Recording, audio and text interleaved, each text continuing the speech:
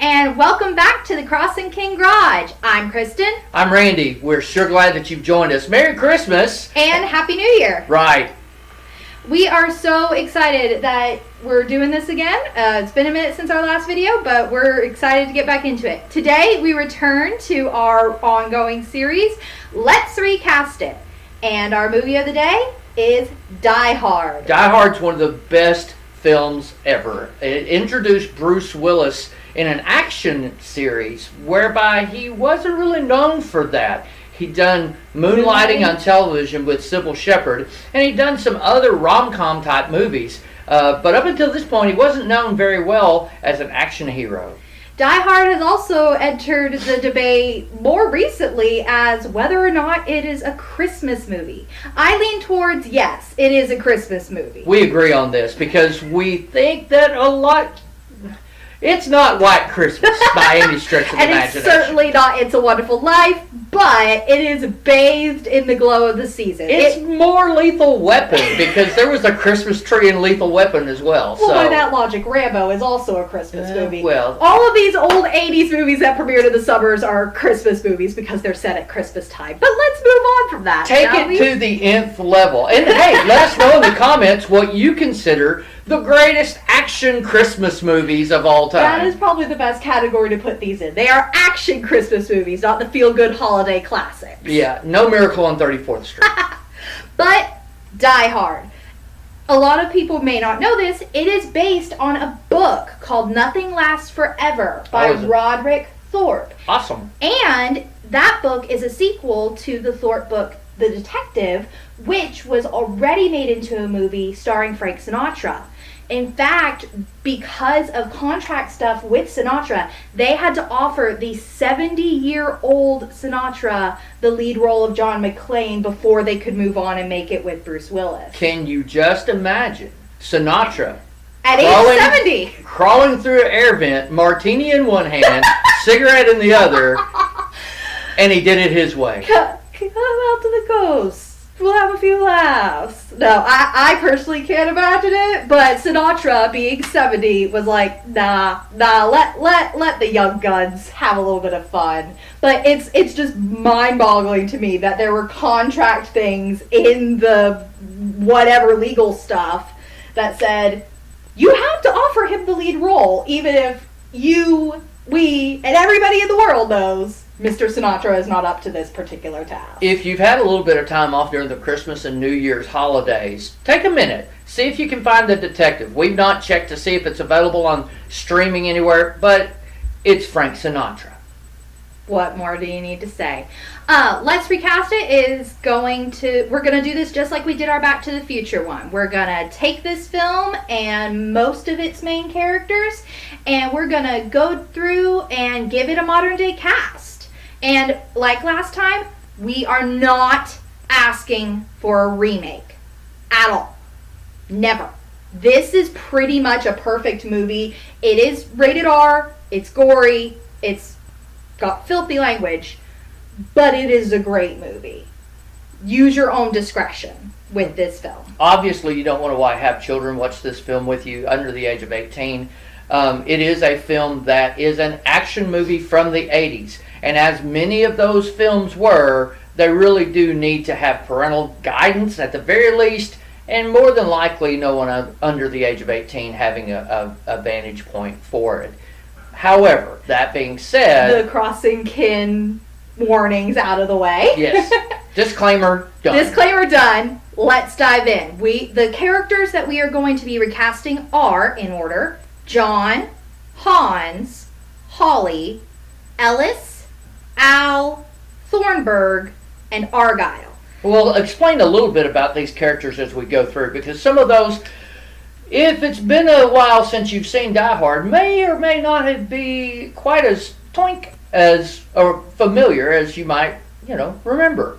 A character that we aren't going to recast is one of Hans' henchmen. For the life of me, I cannot remember the name of this henchman, but he was probably the most capable of all of them and the most integral to Hans' plot. This year, we lost the actor. Clarence Gilliard Jr. Many of you may know him from his time on Walker, Texas Ranger. He was also on Matlock, I believe, for a period of time with Andy Griffith. Incredibly gifted actor. In looking at his life after he passed, he basically retired from filmmaking and gone on to teach film at a college out in California, I believe. Clarence Gilliard Jr. Incredible actor.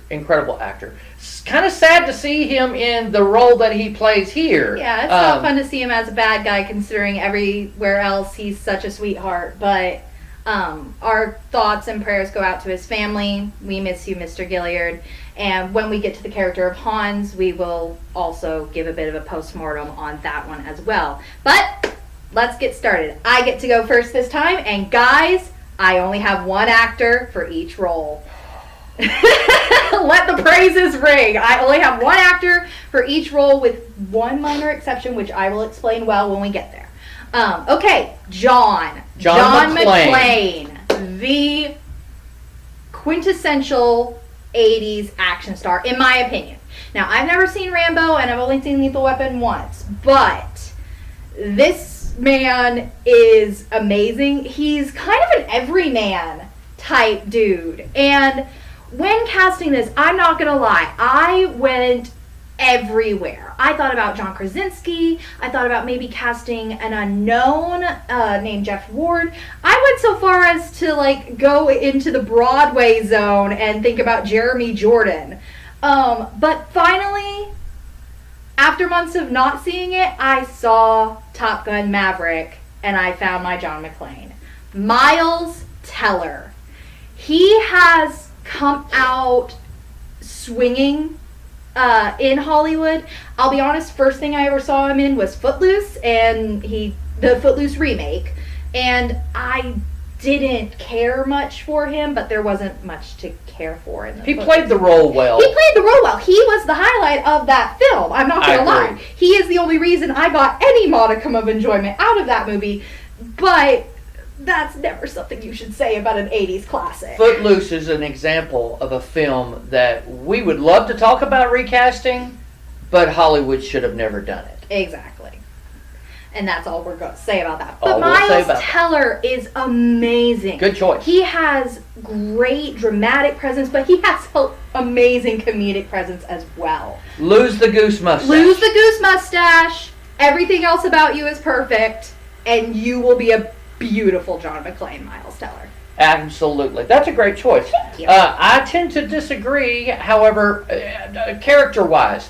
My character's a little bit older. John McClane, when Bruce Willis takes this role, he's already beginning the balding process. He's losing some of the moonlighting mystique, and he's bulking. He's beginning to get ready for what will come after as far as his action roles go. Die Hard 46, I don't think will ever be made into production.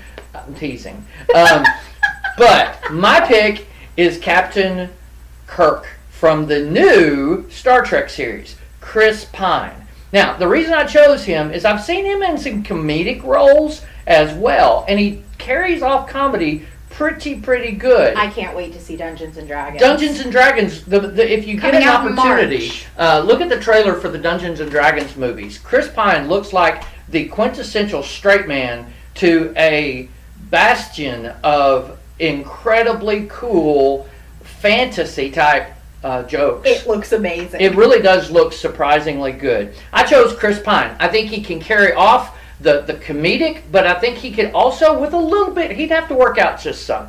But with a little bit of bulking, I think he could very well pull off crawling through the air vent with a lighter. I was about to say, I can see him doing the vent crawl. I can see him doing it, yeah. All right, moving right along. Hans. Now we're going to take a little pause here and talk about Alan Rickman. Hans, what was his last name? Gruber. Hans Gruber in the movie. Alan Rickman, the first thing I ever saw him in was Robin Hood, Prince of Thieves with Kevin Costner. Absolutely wonderful in that film. I love him. It was hilarious. The only reason he agreed to do the film was if the directors and writers gave him carte blanche to do whatever he wanted. and they did because he was Alan Rickman, and he made that movie more than just a forgettable Robin Hood, which it would have been without Alan Rickman. But this was Alan Rickman. Hans Gruber was Alan Rickman's breakout role. Like, this movie gave a lot of people their breakout role. Sure did, yeah.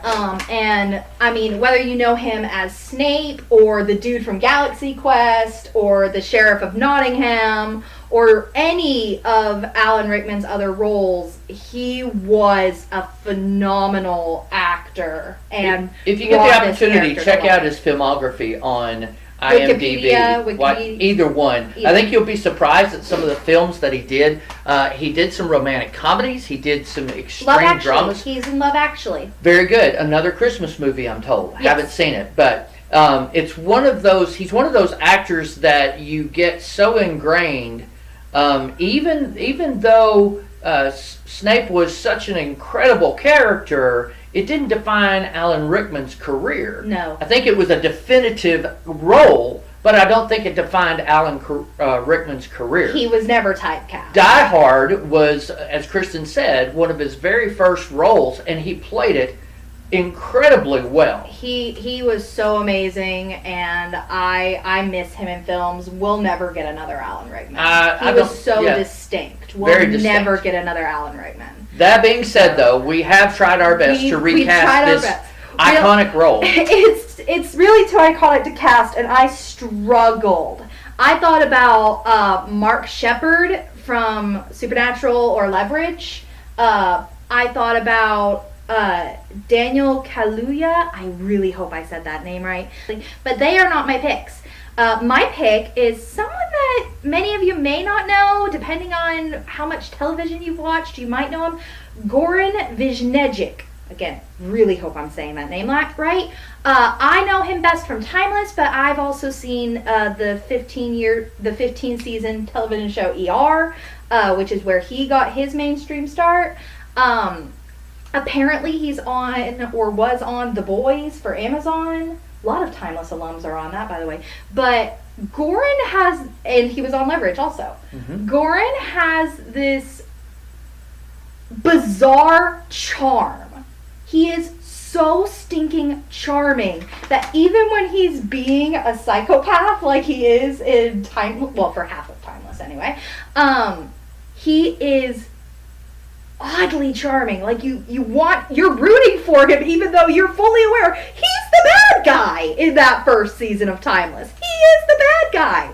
And so like when they got their second season, we're like, bring it back. I redeem him. Bring it back and redeem him. But he can play terrifying. That's what I love about Goran. He can play terrifying, and he can play the campy villain. Leverage. See Leverage for his broader acting chops. So yeah, Goran Visnjic. I have to say that name so slowly. Goran Visnjic. He is amazing. I love him, and I think he would play Hans very well. Also, he wouldn't have to fake an Eastern European accent. He already has that. He is from Croatia. That's a great pick, Kristen. Kristen mentioned Timeless a couple of times. This is a television show that we highly recommend. It only got 2 seasons at NBC and then a wrap-up movie. It is unfortunate because historically it was accurate, and as accurate as a time travel movie could be. Well, it was so accurate that the Smithsonian actually aired the premiere at some big fancy party they did. Anyway, Timeless, that's not highly recommended. We're going to talk about that in a later video. Video. My pick for Hans Gruber is a little known actor to me. I discovered him recently in a television show. His name is James Callis, and I discovered him through the television show Blood and Treasure. For sci-fi nerds, he is probably best known for Battlestar Galactica. Battlestar Galactica, and again, check out his filmography. When I did that, I discovered he'd been in several things that I really want to see and investigate. He plays the anti-bad guy, anti-villain in Blood and Treasure, and does it very, very convincingly. A little bit of a British accent because he's from the UK, and he does it swimmingly good. His portrayal of this bad guy is it's one of those scenarios where you're not really sure who he is until the very end. He delights in his ambivalence. He is or ambiguity rather. He was very, very good in this role. Check out Blood and Treasure. We're about to embark on season 2. It's kind of a Indiana Jones meets National Treasure meets librarians, for lack of a better expression. Absolutely. So James Callis is my Hans Gruber. I like him. I like that actor. I also kind of want to see Battlestar Galactica now just because I know he's in it. That's a Battlestar Galactica reboot from the 80s that I know that really launched a lot of science fiction. Mm-hmm. All right, moving right along. Holly McLean Gennaro, whatever last name she's choosing today. She is the wife of John McClane. But one thing that I've noticed on subsequent rewatches of this movie, she's not a damsel in distress. Never. I mean, she is the reason that John is putting himself through all this, but she handles herself quite well. Very well. Like she protects John as long as she can until Ellis screws everything up. And she protects her people. Like, the minute her boss is taken away, she steps up and is like, okay, I'm going to handle this. So, Holly is a much better character than I gave her credit for the first time around. And so, I have actually picked an actress that I have the same experience with. Brenda Song. Most famous to me for Sweet Life of Zack and Cody and its spin-off Sweet Life on Deck, or sequel series, I guess is more what that is. She has always been like the annoying little Disney kid in my brain. But I've caught clips of some of her other acting works, and she has grown up and matured beautifully. She's grown a lot since her Disney days. And she's a mom now she's with Macaulay Culkin. She's grown up, for want of a better phrase, and I think she would play Holly really well. That's good. My Holly Gennaro McLean is NCIS veteran. She was on the television show as basically a replacement for a replacement for a replacement. Oh, yeah. They've always liked having a female to come alongside of the protagonist, the male protagonist, and round out the team. Absolutely beautiful. This lady's name is Emily Wickersham. I don't know her from anywhere other than NCIS, personally. She's mostly had bit roles. She's a great actress, but she's kind of just made her round. And she stepped away from acting. Emily, if you happen to watch Crossing Kin, we'd love to see you in something very, very soon. We would, but we hope you're having a good time being a mom. Absolutely. You bet. Emily Wickersham from NCIS is my Holly Gennaro. She's very good at NCIS. She showed in NCIS she can handle the action, and there's a little bit of action with Holly, and she also showed the acting chops that she can do emotion extremely well. And I feel like that NCIS didn't necessarily explore the leadership potential with the role that she could have very easily pulled off. Yeah, I love that casting. I even considered Emily before I landed on Brenda. So yeah, I like that, Denny. All right, next up. Ugh. The king of 80s sleaze. For me.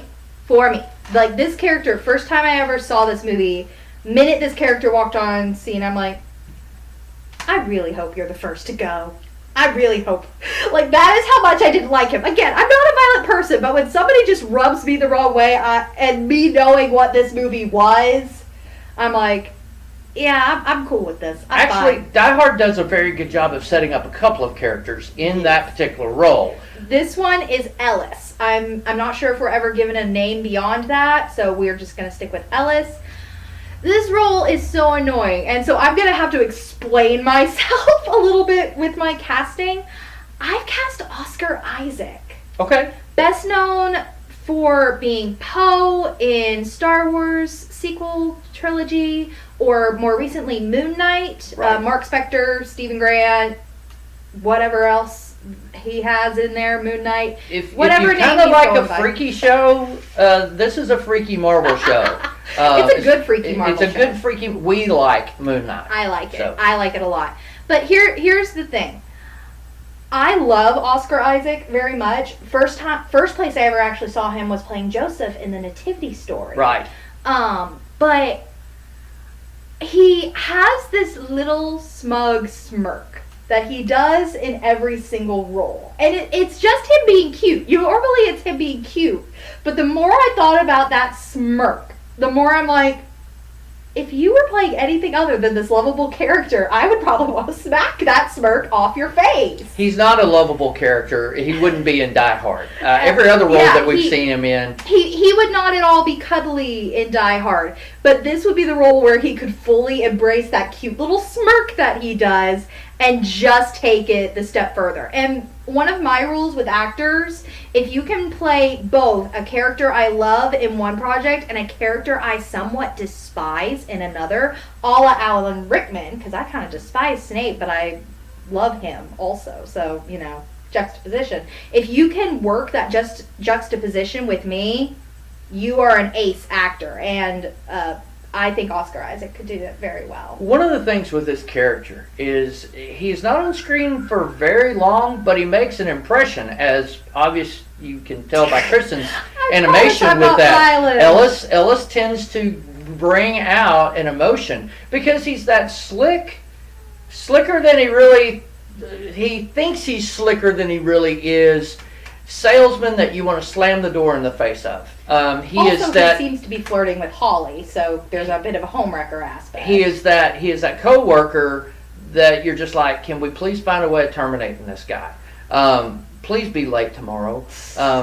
Don't show up at all. Give us a reason. He is that character that you're just like, okay, it's all right if something happens to him. And as the movie progresses along, there's probably going to be something to him. So I was thinking about actors that are so similar, or characters that are so similar to this.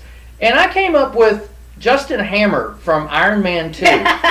Sam Rockwell, to me, does such an incredible job of being that sleazebag that you're okay if he explodes in one of those suits. And, he doesn't. He's doesn't. Still around. And is supposed to show up in Armor Wars. He is one of those, that character. To me, Sam Rockwell did such an incredible job with Justin Hammer that he could pull off Ellis exquisitely. I agree 100%. All right, next up, Al. Oh, I love this cop. I love this actor. He was on Family Matters. Right, Family Matters. And this actor, he brings some much needed both levity and also weight. He's a very complex character when he could have just been a carbon copy cutout for John to just have access to the outside world through. And they made it a point to give him a full character, and I really love that. My pick for him is Winston Duke. I know him. M'Baku, yes. Okay, so. No, you're good. M'Baku from Black Panther. And I think he, again, just based off of his role as M'Baku in Black Panther, he can go back and forth from comedy and serious so easily that it's beautiful. However, as much as I would love Winston Duke in this role, I kind of had an idea when I was thinking about this recasting. What if we did a little bit of a gender flip? The character of Al, he mentions at one point that his wife is either expecting or has just had a baby. What if Al, short for Alice or Allison, has just gotten back from maternity leave and probably whatever leave the incident with the kid that, Al got suspended or downgraded back to Blues for had to, what if that was also put in with her maternity leave? So as I was thinking about this gender flip idea, one name came to mind. Yvette Nicole Brown. I love this actress with a passion. I smile every time I see her. Right now, I think what she is doing is Big Shots for Disney Plus. John Stamos. With John Stamos. And she is the best foil for him in that show. I love her so much in that show and in every other role I've ever seen her. I've not seen Community, which I think is where she really got her big break. I think. Heavy emphasis on I think.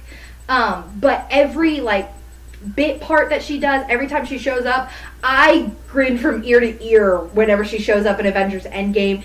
But she also, as she's proven in Big Shots, has some great, serious acting chops. Right. She is not just a funny lady.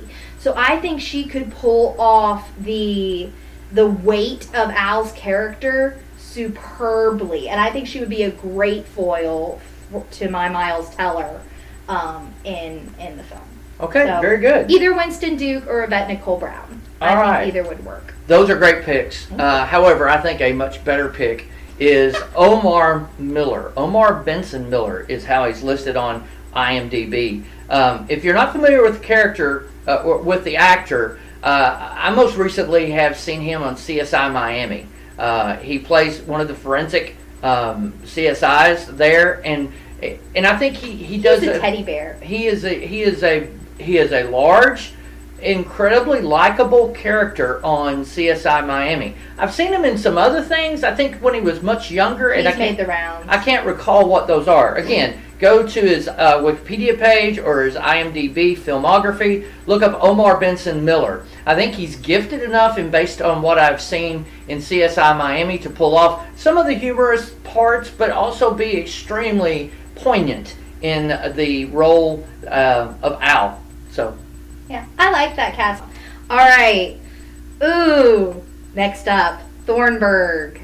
This role, bless this actor's heart. Okay, first of all, let's decide that you may not even know who we're talking about. This is the reporter. Yes. He does have a name. His last name is Thornburg. That's the only way he's listed on IMDb. The other annoying, want to slap his face anytime he comes on scene character in this film. He and Ellis could be brothers. Yeah. I feel sorry for the actor who played him, but he does get typecast. He's also in Ghostbusters. The actor who actually played Thornburg in Die Hard.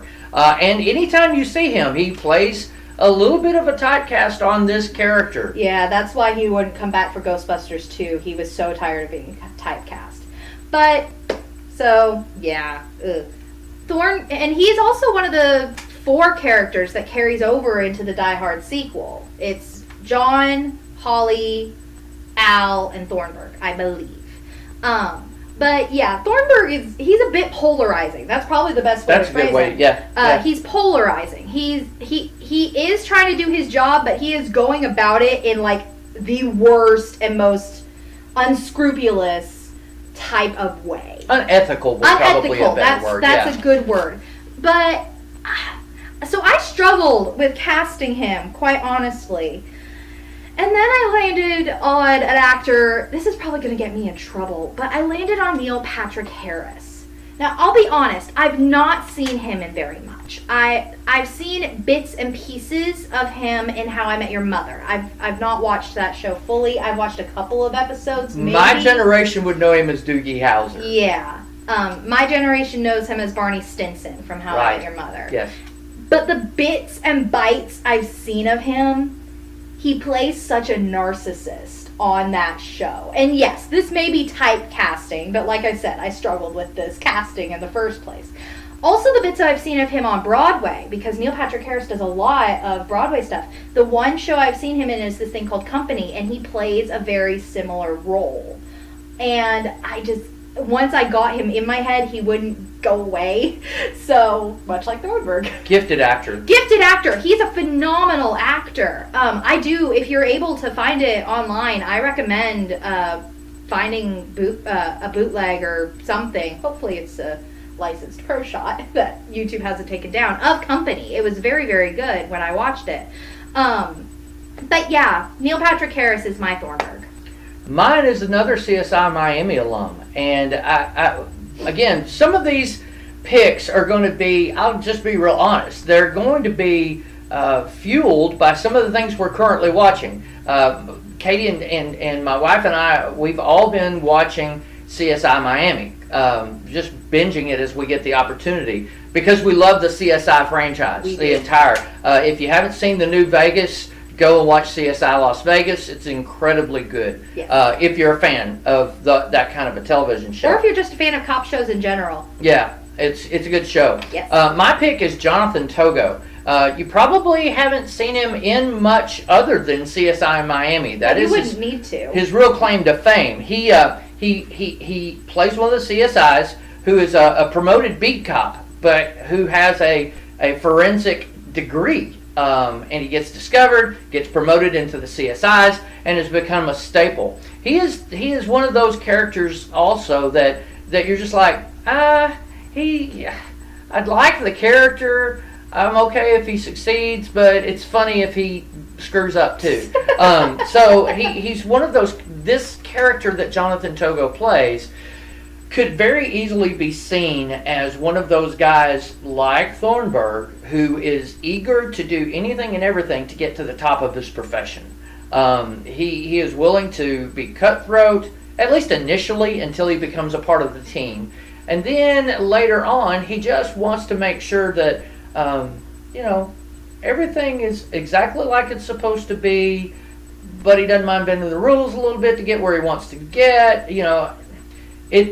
Incredible character actor, Jonathan Togo. Again, if you've seen him in something else, please comment in the. Let us we'd know. love to see any of these actors. If there's something that you've seen them in that you absolutely love them in, please recommend it. Let us know, because while we don't spend all of our time watching television, we do love to discover new things. And CSI was a new thing for us. The entire franchise. I randomly caught it one day when I was here by myself, and then was like, I have to watch this whole thing now. Yeah. And so my sister got it for me for my birthday, and then I sucked the rest of them into the whole universe. Jonathan Togo is my Thornburg. All right, and now up first, we have the same pick for Argyle.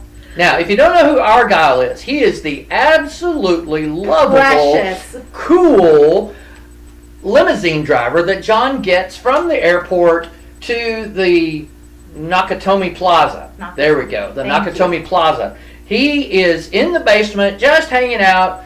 Later on, he plays a more interesting role, and he and Clarence Gilliard share a scene that is absolutely wonderful. Argyle saves the day. Argyle saves the day. Argyle the character ultimately saves the day. Is just so lovable, and lovable in fact that the actor came back and reunited with Bruce Willis for a car battery commercial of all things that I think played last year and the year before. It was kind of a Die Hard takeoff. Yes, it was. Yeah. I think maybe Gillard Jr. was also in that commercial. Clarence may have been, yeah. Yeah. So, look up that commercial. Just look up Die Hard battery commercial. It'll certainly pull up on YouTube. It'll pull up. But our pick, I was so excited when Dad told me who he'd picked. Our pick is Caleb McLaughlin. I confess, I had no idea who would be the perfect Argyle until I was scrolling through a list of young actors, and there he was.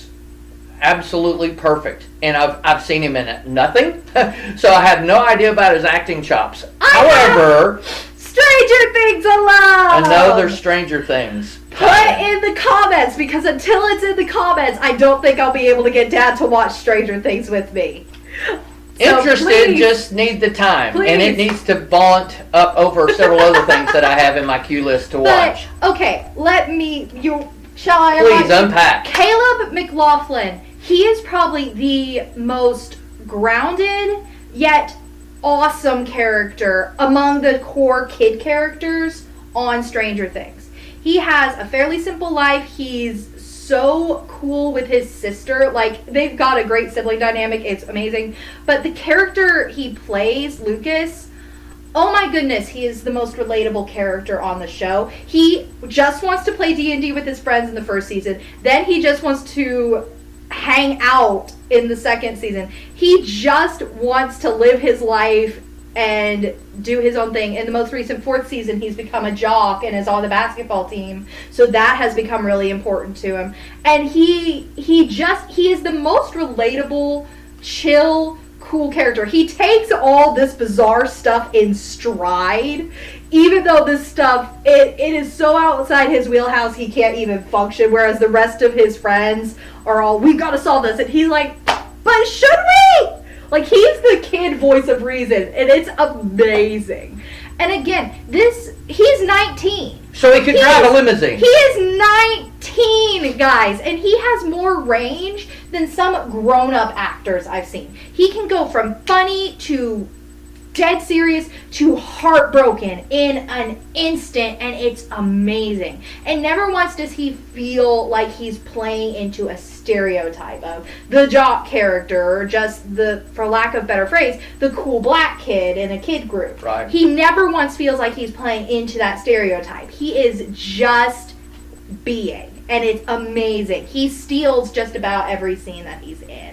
During the holidays, there's a lesson that we could get from that character. Sometimes you just need to be. Sometimes you just need to be. There is a lot going on in everyone's life, and sometimes you just need to be. So take a lesson from Caleb McLaughlin's character Lucas and just be. Yep. So he will Excellent be a pick. perfect Argyle. We did good, Daddy. All right. That's it. That's our whole cast. What do you think? What do you think? How would you recast Die Hard? Again, we by no means want to recommend a reboot of this Never. film. Please. It and Back to the Future are both films that we never really want to see reboots of. I'm hearing some whisperings of a Harry Potter thing.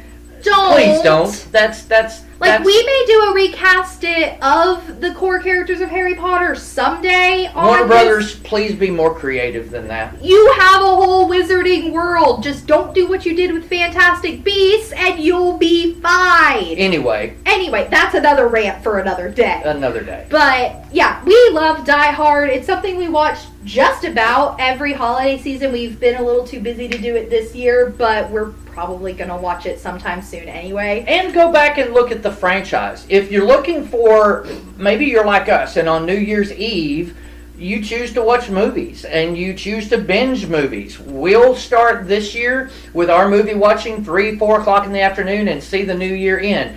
The Die Hard series, there are always going to be a couple of films in any series that are like, but really this one, watch it through. And plus, with the recent medical history that Bruce Willis has going on, this will show you him in his heyday and his vitality. He's such an incredible actor. He is. I mean, especially as you go in later on and you see him in some of the other really, really cool non-action films that he's done.